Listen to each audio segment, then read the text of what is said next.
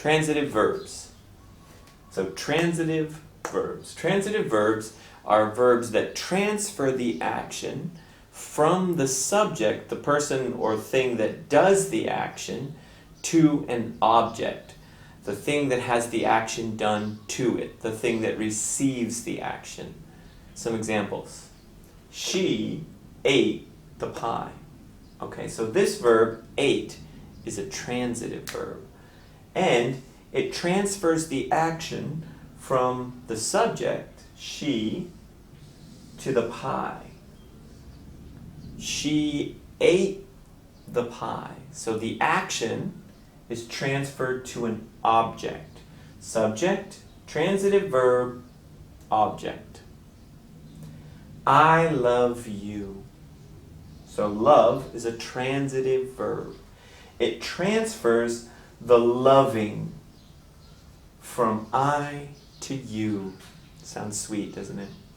Okay, so now this is not an action so much, but love is a thing. It's a real thing that you feel, and when you love someone, it transfers the love, the verb from you to them. I love you. Okay. Hit. He hit me. Alright, so hit is another transitive verb, and it transfers the action from he, whoever the person is that hit me, and me. He hit me. Okay, so there's transfer there. It's a transitive verb. Now let's look at intransitive verbs. Now, intransitive verbs. Intransitive verbs are verbs that don't transfer the action to an object. Normally, intransitive verbs are verbs that have to deal with movement. Movement of bodies, things, through space, through the environment. And so often, instead of taking an object, they use prepositional phrases or adverbs. Let's look at an example. They ran to school. Okay, so ran is an intransitive verb. The subject they, ran, and then we use a prepositional phrase to talk about where they ran. So they ran, we're talking about some people moving through the environment, and then we want to give more information, so we talk about the direction that they went, the place that they went. They ran to school. But to school is not an object, not in the way that a transitive verb takes an object. If I ate a hot dog, then I ate is a transitive verb. I am doing something directly to the hot dog. The hot dog is the object of my action, of the verb. In this case, there is no object. It's just talking about moving through a space. I jumped into the lake. Okay? Subject I, jumped is an intransitive verb, and it talks about the movement of me into a lake. So I jumped. Also, there's that. Intransitive verbs, they actually don't even need to put anything after them. Normally, it's not clear unless you do, but simply having a subject and an intransitive verb is okay for a complete sentence. Now, normally we say other things to talk about where that movement happened, but you don't need to. So I jumped into the lake. Okay? You always come late. So here we go. You is the subject. Come is the intransitive verb.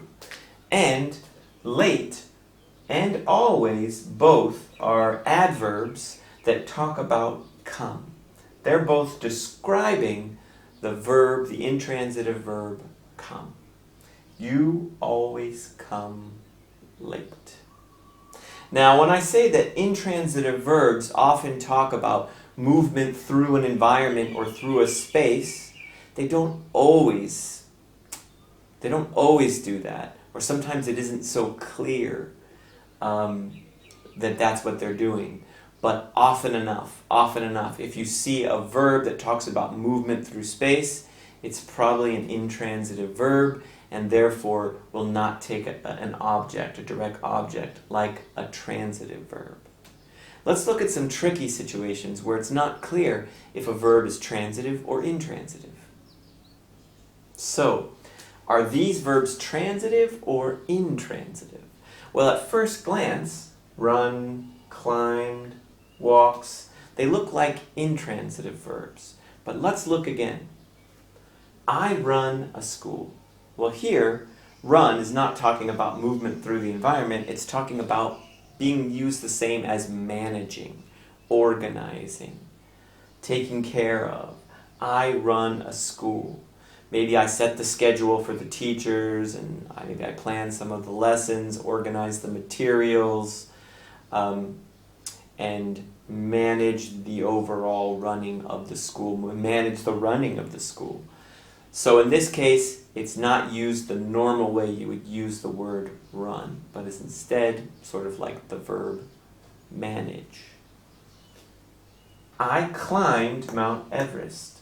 Well, here climbed, that definitely talks about the action, right?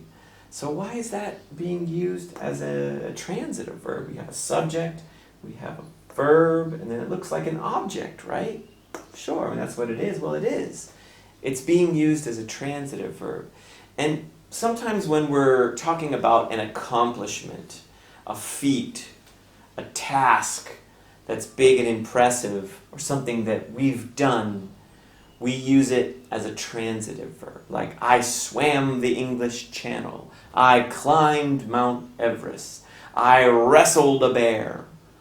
We're talking about us doing an action to something. Now, you could also say, I climbed to the top of Mount Everest, in which case we're talking about you moving through the environment all the way up to the top.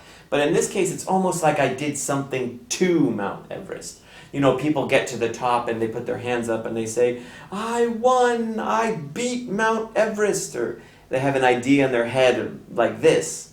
And in that case, they're doing something to Mount Everest. And so we use a transitive verb. She walks the dog in the morning. Okay, now this one is kind of like another way of using the verb walk. It's like she does something to the dog. It's kind of a strange use, and it can be very confusing. But maybe you could think about it as like a chore almost. I cleaned the windows, I washed the dishes, I walked the dog. It's sort of being used like a chore. Like you do something to the dog that needs to be done, you have to walk it.